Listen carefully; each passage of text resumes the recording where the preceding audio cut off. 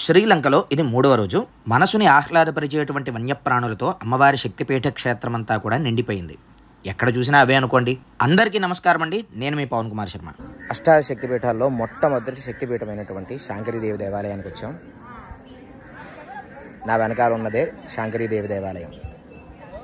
శ్రీలంకలో ఈ దేవాలయం పేరు మాధుమై అంబాళ్ సమేత కోణనాథేశ్వర దేవాలయం. ఈ శివలింగం రావణాసుర ప్రతిష్ఠితం అని చెప్తారు.